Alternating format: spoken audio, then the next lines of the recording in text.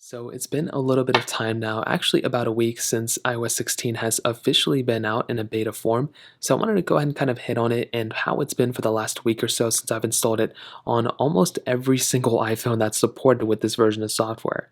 Now to give you some perspective, I've installed this version of software. Currently, I'm using my iPhone 12 Pro to demonstrate this, software, but I installed this software on the iPhone 8, 8 Plus, iPhone 10, iPhone 11, iPhone 11 Pro, iPhone 10R, 10s, and 10s Max, iPhone 12 Pro that I have here, iPhone 12, iPhone 12 mini, and those are in the iPhone SE2s. I think the iPhone SE3 as well, I don't remember, but pretty much almost all iPhones that are supported on iOS 16, I've installed this version of software on.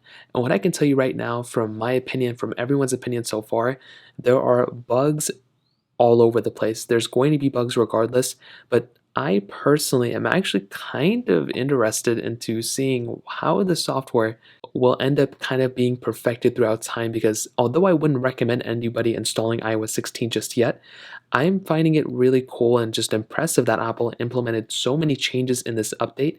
They cut out the older iPhones. I'm not a fan of that, but I actually am a fan of this software, and I think for a first beta, it's actually in decent condition. Now, battery life wise, this is probably one of the biggest things. I think all across the board, the battery life really isn't that great on this first beta, and that's kind of the consensus. Again, I've been kind of monitoring my battery life as close as I can get. I don't really think it's a crazy big deal for the first betas. Like I mentioned, it's always going to be all over the place. But personally, when you have something like an iPhone 12 Pro, the battery life isn't going to be horrible. The battery health might be down a little bit, but regardless, when you're installing a beta, you're not going to be getting that great battery life in general. So that's one thing I will kind of want to say, one of the biggest complaints I've been hearing from a lot of people so far, at least with iOS 16. Now, another big thing that I've kind of noticed is actually with the features. It almost seems like every single day that passes, more and more people are finding really cool features within iOS 16, and not just minor things like, oh, the text is different here or this or that.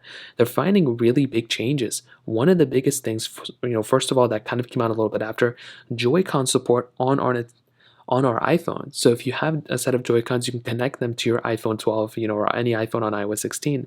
On top of that, being able to see your Wi-Fi password within settings, that's a really cool thing. I love those kinds of things. And even being able to lock your notes via, a iPhone lock. So if you hold down here, you can, use the, lock node, and you can go and use your iPhone unlock passcode. That's another really cool thing. It's almost these small things all over the place, which is really cool. And as more time progresses, you're going to get more and more changes within your software. So I think that's a really cool change as well. Now, another big thing that I noticed too that Apple mentioned is with your Apple Watch. I don't know how you're going to do this, but essentially you will be able to control your Apple Watch with your iPhone. I've not been able to figure this out. If anybody knows, let me know in the comment section below, but that's another cool feature that I'm really happy about within iOS 16. I think in terms of a stability standpoint, like I mentioned, it is much more stable than you would expect. But with that being said, I would not recommend installing it. It's still going to have lots of bugs. It's still going to have lots of issues. Like I said, I'm curious to see what Apple's going to be doing in the future. I think this is a great first beta. Like I said though, I don't like how Apple cut out the older iPhones. I feel like they could have supported them. But regardless, that's kind of how it's been holding up for the last week or so. If you have any other thoughts or questions, let me know in the comment section below. Hit the like button, that would mean so much, but definitely hit that subscribe button.